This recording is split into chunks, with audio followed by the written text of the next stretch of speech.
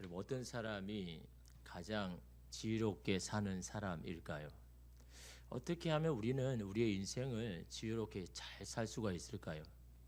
아마 우리는 다 생각이 다르니까 저마다 답이 있겠죠.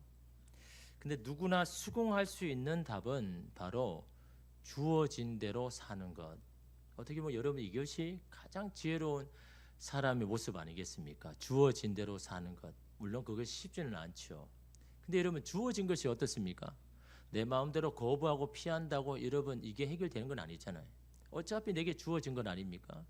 그걸 붙들고 이건 내가 원하지 않는 거야, 아무리 여러분 용서좀 쳐도, 애를 써도 그 주어진 것은요 여러분 변하지 않죠. 오히려 피할 수 없다면 그 주어진 것 그대로 살아가는 것이 어떻게 보면 가장 지혜로운 사람이 아닌가라는 것을 여러분 우리가 생각해 봅니다. 주어진 대로 살기 위해서는 어떻게 해야 될까요? 그러면 우리의 노력도 필요하죠.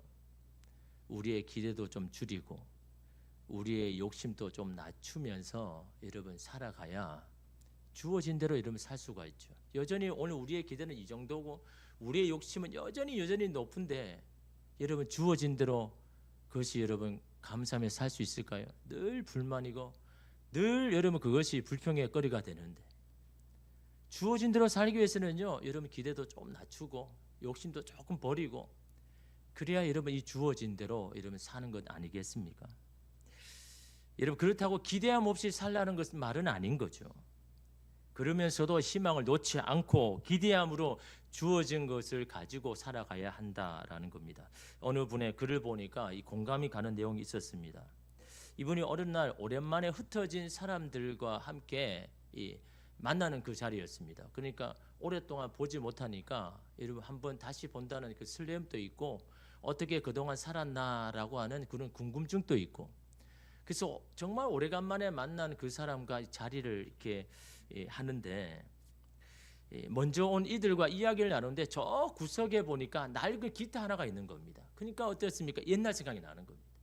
옛날에 뭐 특별하게 놀 기구가 없잖아요. 기타 하나면 뭐 길거리든 해변가든 그냥 기타 하나로 같이 노래를 부르고 기뻐하였던 그때가 여러분 젊을 때 그게 생각이 나는 겁니다. 그러니까 이러면 그때를 다시 회상하고 싶어가지고, 그래 이제 아이들의 친구들이 다 모이면 기타 가지고 함께 옛날을 회상하면서 노래를 하나 불러야 되겠다 싶어가지고 그 기타를 가지고 보는데 이 기타가 너무 오래되다 보니까 줄이 다 풀려져 있는 겁니다. 그러니까 이 사람이 이 줄을 이렇게 맞추는 겁니다. 1번 줄로부터 이렇게 점점 맞춰져 가는데 뭐가 문제냐니까 이 3번 줄에 딱 와서는 이 줄을 감는 이 마개가 더 이상 안 움직이는 겁니다. 아무리 힘을 써도 이게 안 움직여지는 겁니다. 막 용을 쓰다가 그냥 그 기타를 내려놓는 거죠. 더 이상 여러분 아무리 힘을 써도 이게 안 되니까, 줄을 못 맞추니까, 그래서 그냥 내려놓고 그냥 포기하고 있는데 갑자기 이 사람이 그 기타를 들더니 다시 맞추기 시작하는 겁니다. 그 세 번째 줄 감기가 다시 고쳐져서가 아니라 문득 이런 생각이 드는 겁니다. 고장난 줄을 자꾸 생각하지 말고 고장나지 않는 줄을 생각하면 되지 않느냐. 그래서 어떻게 이 사람이 생각하냐니까 어차피 움직이지 않는 고장난 줄을 자꾸 생각하지 말고 거기에 맞춰서 기준으로 음을 맞추면 되지 않겠느냐 생각이 딱 들더라는 겁니다. 그래서 이 3번의 줄, 고정된 움직이지 않는 그 음의 기준으로 해서 1번, 2번, 또 4번, 5번, 6번을 맞춰 나가는 겁니다. 물론 전체적으로 음이 다운되겠죠. 그러나 여러분 중요한 게 뭡니까? 함께 여러분 기타를 치고 즐거워하고 싶으면 그게 목적이잖아요. 기타의 줄이 잘 맞느냐 아니면 원키냐 이게 중요한 게 아니지 않습니까? 조금은 음이 여러분 조금 낮춰져도 같이 그 기타의 줄에 맞춰서 노래를 부르고 기뻐하는 거, 이게 이런 목적 아닙니까? 여러분 생각과 관점의 차이더라라는 겁니다. 중요한 것은 목적인 겁니다. 좋은 사람과 함께 노래를 부르며 기쁨을 누리는 목적이라면 음이 좀 낮아진들 좀 어떻습니까? 원키로 부르지 않아도 좀 어떻습니까? 불협화만 아니면 되는 겁니다. 함께 노래를 부를 수 있는 것이 중요한 거죠. 문제는요 고장난 것에만 자꾸 집중하는 겁니다. 그것으로 목적이 흔들리고 포기하는 것, 이것이 문제인 거죠. 고장난 것이 포기의 이유가 되어서는 안 된다라는 겁니다. 고장난 것은 고장난 대로 두고 거기에 고장나지 않는 것을 가지고 맞추면 이러면 되는 겁니다. 여러분 우리 인생에도 여러 가지 고장난 것들이 분명히 있죠. 근데 자꾸 고장난 것만 여러분 계속 생각하면요, 삶이 중단이 되는 겁니다. 더 이상 앞으로 나아가지 못하는 겁니다. 그렇지 않습니까? 하나가 고장나면요, 더 이상 다 모든 것을 잃어버린 것처럼 들리잖아요. 그러나 이러면 생각을 바꾸면 되는 겁니다. 고장난 부분도 있지만 고장나지 않는 부분도 있는 겁니다. 그것을 우리에게 주시면 그것을 가지고 또 살아가면 하나님께서 여러분 도와주실 것이니까 자꾸 고장난 거에 이름 자꾸 마음을 여러분 두시지 마시길 바랍니다. 기대한 것보다 뭐 조금 못할 수도 있습니다. 마음에 들지 않을 수도 있고 성에 차지 않을 수도 있습니다. 그럼에도 불구하고 인생이 멈춰주지 않고 계속 걸어가는 것이 여러분 오히려 더 낫습니다.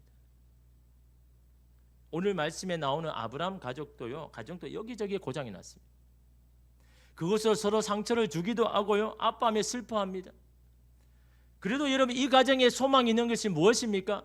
이 가정에 하나님의 약속이 있고 약속의 자녀가 있다라는 것, 이것이 이 가정의 이름은 소망인 겁니다. 다른 것이 아닙니다. 가정이 화목하고 잘 되어서 희망이 있는 게 아니라 아브라함의 이 가정 속에 하나님의 약속이 있고 그 약속이 변하지 않는다는 사실이 여러분 소망이 되는 겁니다. 비록 혼란스럽고 아픈 일들이 일어났지만 그렇다고 하나님의 약속이 달라지는 건 없습니다. 여러분도 마찬가지잖아요. 여러분의 삶이 잠깐 여러분 혼란스러울 수도 있죠. 그러나 여러분 하나님의 약속은 변하지 않는다라는 것, 그것이 여러분의 소망이 여러분 되어야 되는 겁니다. 이 가정이 이렇게 혼란스럽게 된 이유가 뭡니까? 분명히 이유는 있죠. 하나님의 약속을 기다리지 못한 데서 기인한다는 걸 여러분 잘 아시지 않습니까? 아브라함에게 자녀를 많이 두실 거를 약속하셨죠. 그런데 어떻습니까? 그 약속을 기다리지 못하였다라는 겁니다.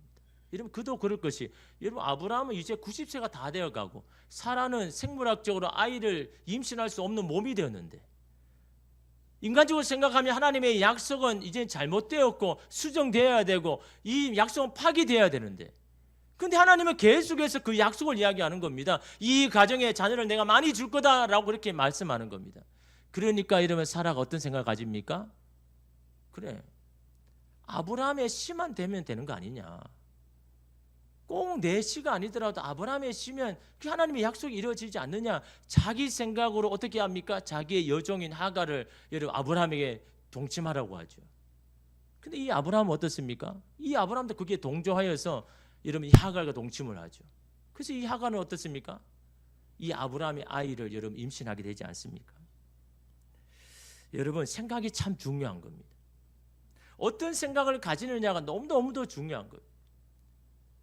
나름대로의 생각을 따라서는 안 되는 겁니다. 내 감정에서 오는 생각을 따라서는 더더욱 안 되는 겁니다. 하나님으로부터 오지 않는 생각에는 길을 닫고 말씀을 향하여 길을 열어야 되는 겁니다. 나름대로가 아니라 말씀대로 여러분 살아가고 말씀대로 행해야 된다라는 겁니다. 오늘 주인의 아이를 임신한 하갈은 어떻습니까? 여주인 사라를 막 무시하죠. 아이를 낳지도 못하는 주제에 그냥 주인의 자리에 있으면 되냐? 나 같으면 얼굴이 부끄러워가지고 그 자리에 못 있을 건데. 여러분 이 말에 사라의 마음이 분통하죠. 화가 나지 않습니까? 누구를 위해서 내가 이 수모를 당해야 되느냐? 그래서 여러분 이 사라가 어떻게 합니까? 이건 다 당신 때문입니다라고 아브라함에게 막 역정을 내죠. 당신 때문에 내가 이렇게 수치를 당하는 거라고. 그러니까 그 화가 어디에 갑니까? 이 하갈에게 가는 겁니다. 아브라함의 씨를 위한 그 목적을 위해서 이름 드렸는데 여러분 어떻습니까? 이제는요 그 하갈을 이름 괴롭히는 겁니다. 그러니까 이 하갈이요 이 사라가 너무 괴롭히니까 못 참는 겁니다. 그냥 뛰쳐나온 거죠. 근데 욱하는 심정으로 뛰쳐나오기는 했지만요 갈 데가 없잖아요. 그래서 막 거기서 방어하는데 하나님 어떻게 합니까? 사자를 보내가지고 이 하갈에게 뭐라고 이야기합니까? 야 너 다시 여주인의 집으로 돌아가라. 그 주인의 말에 순종하고 복종해서 거기 있어라 라고 그렇게 이야기하면서 뭘 주십니까? 약속을 주시죠. 만약 그렇게 하면 너도 큰 민족을 이룰 수 있도록 내가 그렇게 도와줄게 라고 약속을 하잖아요. 그러니까 이 하갈이 이 약속을 믿고 다시 아브라함의 집에 들어가죠. 들어가니까 어떻게 됩니까? 하갈이 없으니까 아브라함의 마음이 이 사라에게 있었는데 갑자기 하갈이 들어오니까 여러분 아브라함 마음이 또 하갈에게 가는 겁니다. 이 하갈이 아들을 낳자마자 이제 완전히 여러분 이 하갈에게 아브라함 마음이 다 가버리는 겁니다. 그러니까 이러면 사라가 또 화가 나죠. 근데 하나님은 이 사라에게 여러분 이 약속의 자녀를 이삭을 허락하여 주시지 않습니까?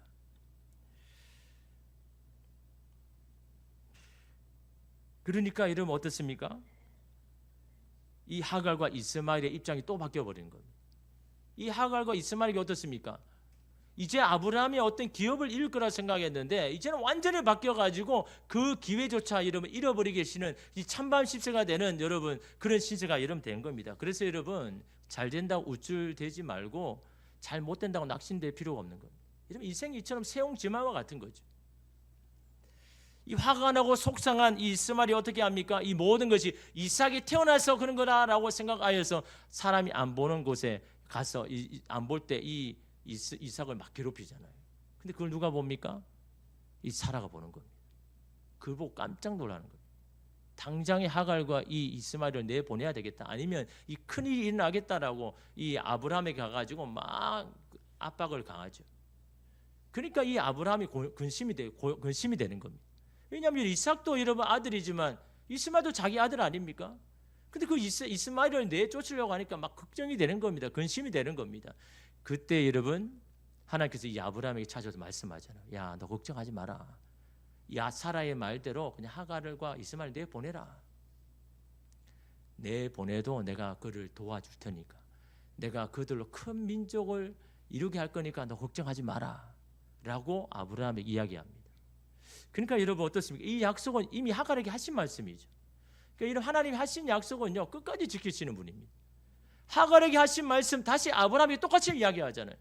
이 하갈에게도 큰 민족을 줄 테니까 너 걱정하지 마라. 인간적인 걱정을 가지지 말고 그 하갈을 내보내라 라고 그렇게 이야기하죠.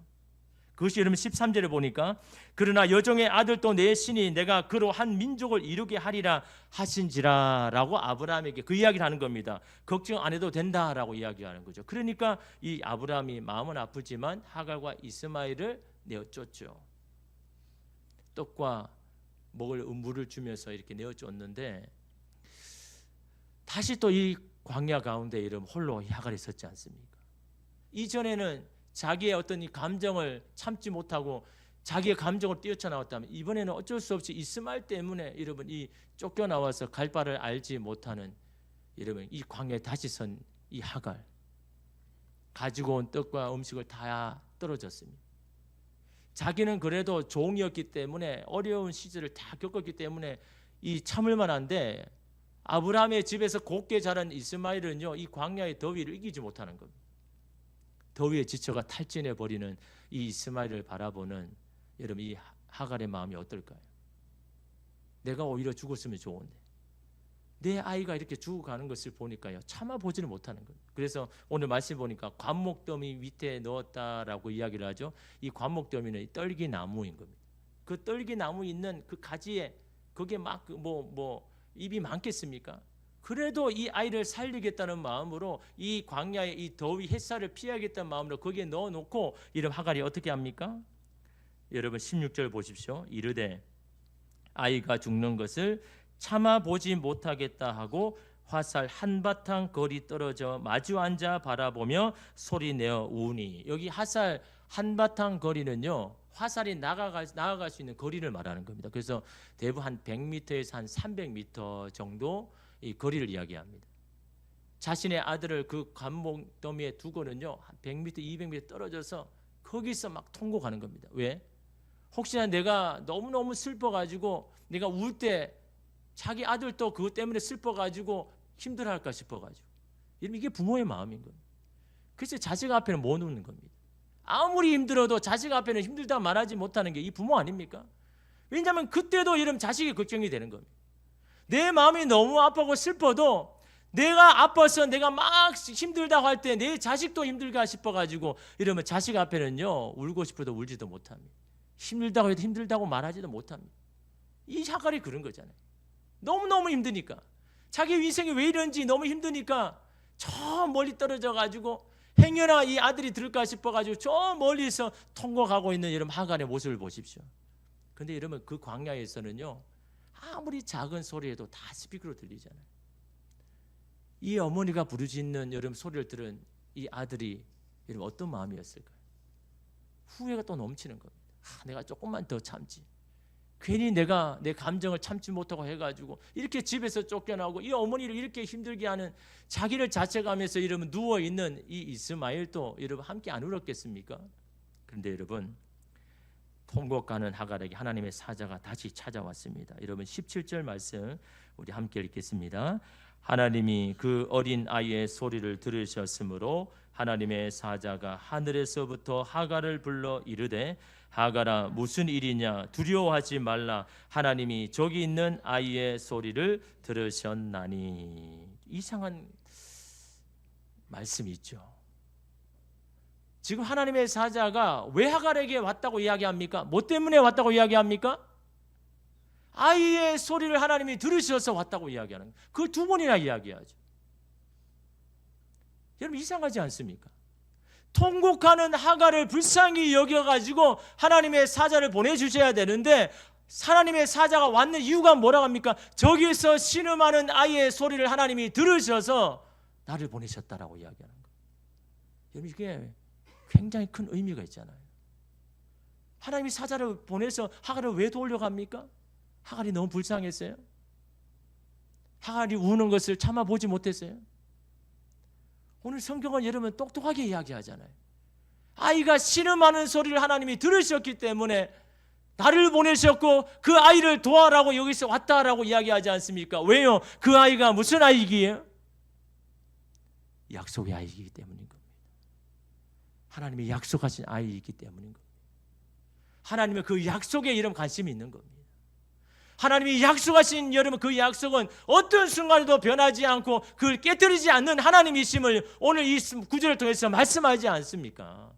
하갈이 통곡하는 그 소리보다는 아이가 신음하며 죽어가는 그 신음소리를 듣고 급하게 하나님의 사자를 보내신 여러분 하나님의 이 마음, 이 심정, 오늘 성경은 저와 여러분 통해서 보여주지 않습니까? 다시 말하면 약속의 자녀는 지금 죽으면 안 된다는 거예요. 내가 그 자녀를 살려야 되겠다는 거예요.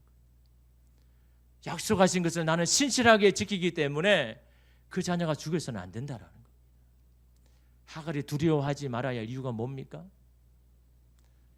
약속의 자녀인 이 아이의 신음소리를 하나님이 들으셨기 때문에 그 신음소리를 들으신 하나님은 그 자녀가 죽게 내버려 두지 않기 때문에 그 자녀의 인생을 도와주시기 때문에 두려워할 필요가 없는 겁니다.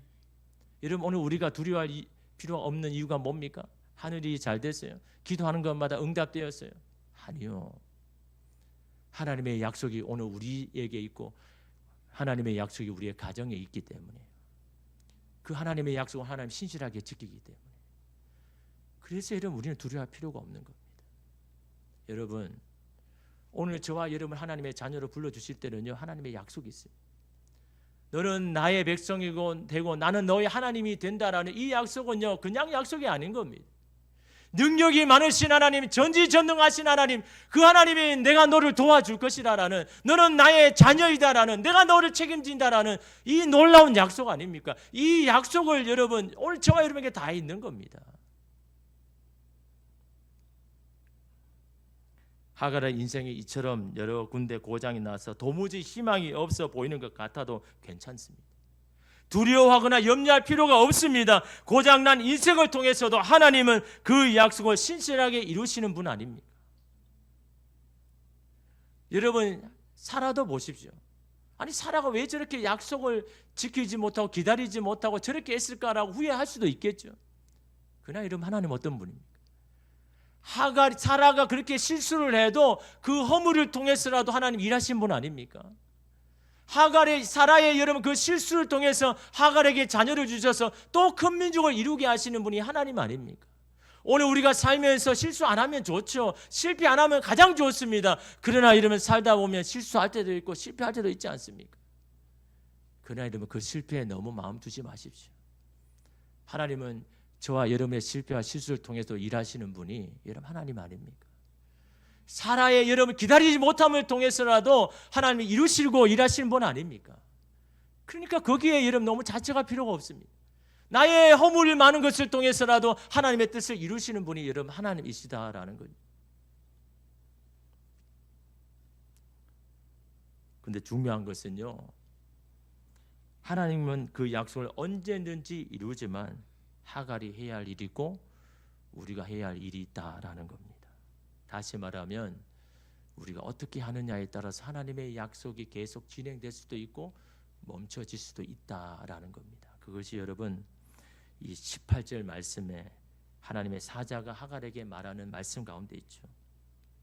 여러분 18절 말씀 보십시오. 일어나 아이를 일으켜 내 손으로 붙들라 그가 큰 민족을 이루게 하리라 하시니라.